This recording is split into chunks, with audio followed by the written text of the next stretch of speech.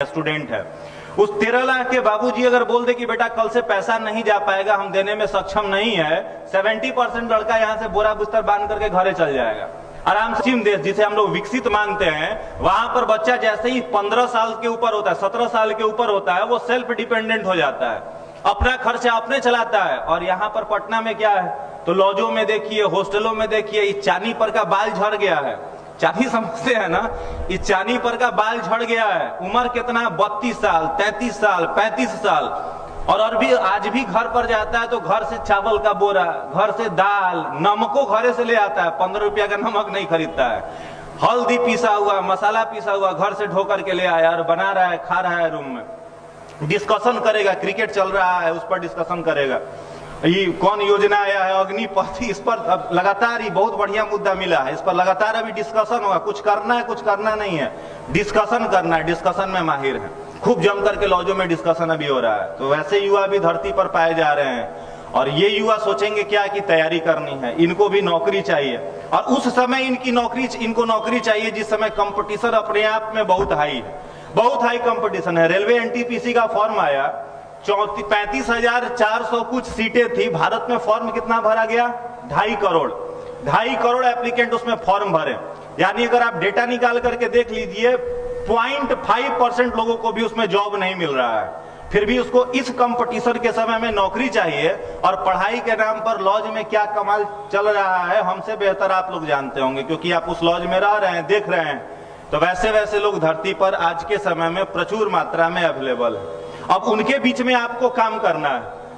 कल्पना करिए कि जिस समय समाज की कुरीति को जिसने खत्म किया, सती प्रथा ही है, उसको खत्म करने वाले जो राजा राम मोहन राय थे, उनको कितना चैलेंज झेलना पड़ा होगा। आसानी से लोगों ने छोड़ दिया होगा क्या?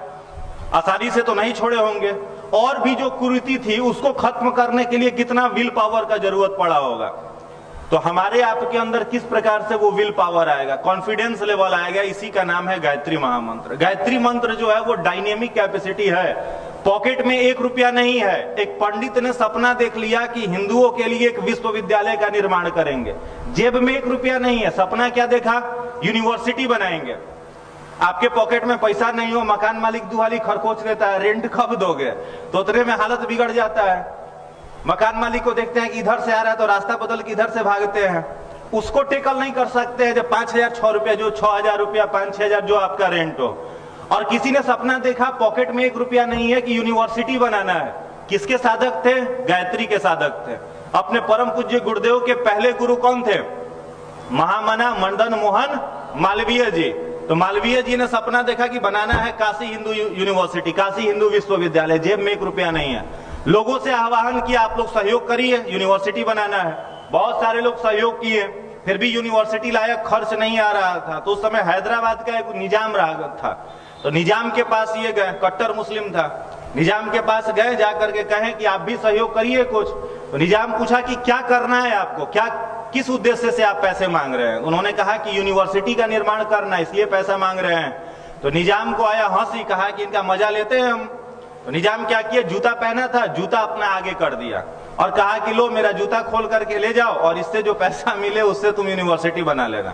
अब सोचिए, एक भारत का विख्यात जीनियस ब्राह्मण, जिनके हजारों के हजार संख्या में लोग जिनको मानते थे, एक निजाम में उन्हें उनका मजाक उड़ाया और क्या कहा, मेरा जूता ले जाइए। खैर जूता भी उसका बहुमूल्य ही था, उसमें मणि सोने चांदी जड़े हुए जूते थे। कहा कि ले जाइए और इससे जो पैसा मिले उससे आप यूनिवर्सिटी बना लेना।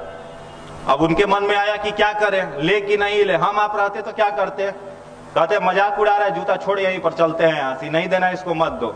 उन्होंने क्या किया, जूता उठा लिया और जूता उठा करके आए और बनारस में एकदम बीच चौराहा पर जूता को लटका दिया, और लटका करके पूरे बनारस में खबर फैलवा दी कि जिस यूनिवर्सिटी को बनाने में बहुत लोग सहयोग नहीं दे रहे हैं, उस यूनिवर्सिटी को बनाने के लिए हैदराबाद के निजाम ने अपने जूता तक दान में दे दिया है, जूता तक दान में दे दिया है। ये होती है गायत्री की साधना। किस बात को किस तरह रिप्रेजेंट करना है, सारे के सारे लोगों में आएगी। यार निजाम होकर के वो इतना सहयोग किया, हम लोग भी सहयोग करते हैं। आज के समय में जो बनारस हिंदू यूनिवर्सिटी है, अगर आप चाहो कि पूरा दिन भर में उसको घूम लो तो वो संभव नहीं है। जो कॉलेज है, MBA college, IIT college, medical college, सारे प्रकार के कोर्सेस वहां पर अवेलेबल है। आप दिन भर में घूम नहीं सकते हो। उसे बनाने वाले कौन थे? एक फकीर संत थे जिनके जेब में 1 रुपया नहीं था। थे कौन? गायत्री के सिद्ध साधक। मेरे मित्र, गायत्री मंत्र जो है ये डायनेमिक कैपेसिटी देता है, बेजोड़ ऊर्जा देता है, जिस ऊर्जा के सहारे आप पूरी दुनिया को चैलेंज कर सकते हैं, ललकार सकते हैं। शर्त केवल एक इस बात की है कि उस गायत्री की साधना करने के लिए पहले अपने अंदर पात्रता को विकसित करिए, योग्यता को विकसित करिए। आज के समय में लड़का डरा हुआ है, आलस आ रहा है, नींद आ रहा है, प्रमाद से ग्रसित है, तैयारी कर रहे हैं, मन नहीं लग रहा है। इन सारी